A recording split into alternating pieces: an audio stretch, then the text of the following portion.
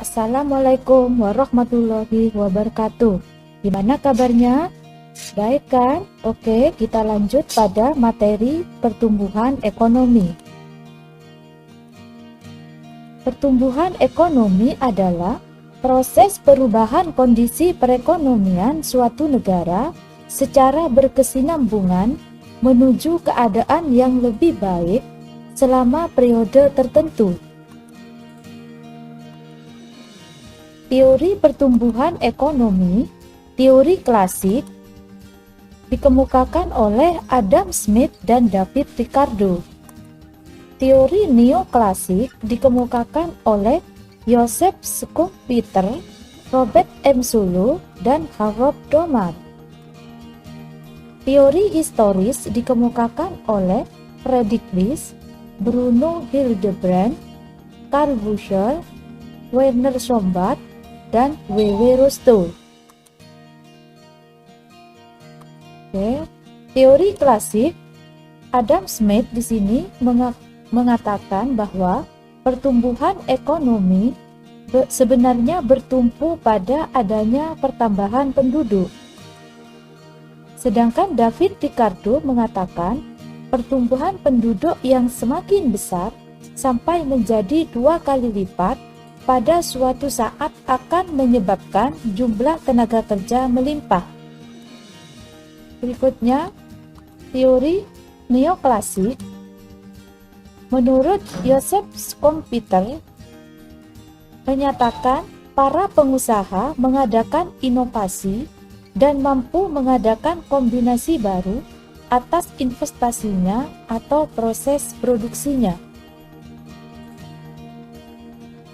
Robert M. Solow mengatakan, rangkaian kegiatan yang bersumber pada manusia, akumulasi modal, pemakaian teknologi modern, dan hasil output.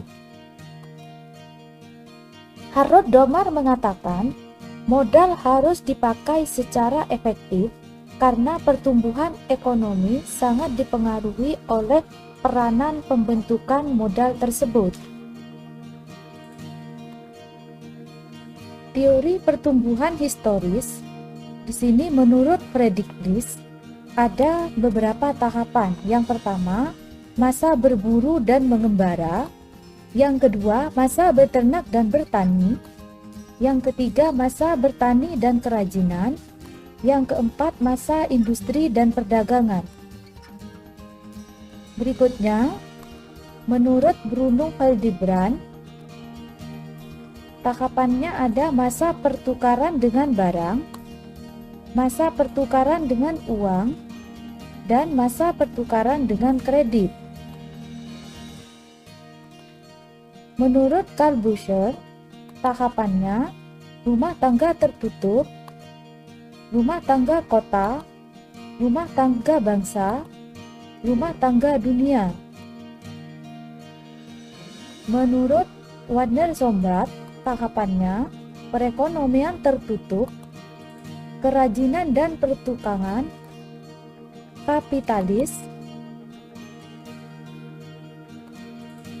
Menurut W.W. Rostow, tahapannya masyarakat tradisional, pra-lepas landas, dorongan menuju kedewasaan, konsumsi tinggi. Jika laju pertumbuhan ekonomi dihitung hanya untuk satu periode, dapat dihitung berdasarkan rumus R T-1, P atau pertumbuhan ekonomi sama dengan PDBT dikurangi PDBT-1 dibagi PDBT-1 kalikan 100%, di mana R sama dengan pertumbuhan ekonomi, T-1 pertumbuhan ekonomi tahun sebelumnya, T pertumbuhan ekonomi tahun ini, PDBT sama dengan PDB tahun ini, PDB-T-1 sama dengan PDB tahun sebelumnya. Jadi untuk menghitung pertumbuhan ekonomi menggunakan rumus ini. Ini contoh perhitungan pertumbuhan ekonomi. Contoh soal, diketahui laju pertumbuhan ekonomi Indonesia dalam miliar rupiah. PDB 2012 sebesar 1000, PDB 2013 sebesar 1200. Laju pertumbuhan ekonomi pada tahun 2013 adalah, pembahasannya, diketahui PDBT sama dengan 1200, PDBT min 1 sama dengan 1000. Ditanyakan pertumbuhan ekonomi tahun 2013, jawabannya adalah pertumbuhan ekonomi sama dengan menggunakan rumus yang tadi, PDBT min 1 dibagi PDBT min 1 kalikan 100%. PDB-nya 1200 kurangi PDBT min 1-nya 1000 dibagi PDBT min 1-nya 1000 kalikan 100%. Maka 1200 dikurangi 1000 hasilnya 200. Sehingga 200 dibagi 1000 kalikan 100% hasilnya 20%. Jadi pertumbuhan ekonomi pada tahun 2013 adalah sebanyak 20%. Saya kira sudah paham. Oke. Sekian dan terima kasih. Sampai jumpa di pertemuan berikutnya. Wassalamualaikum warahmatullahi wabarakatuh.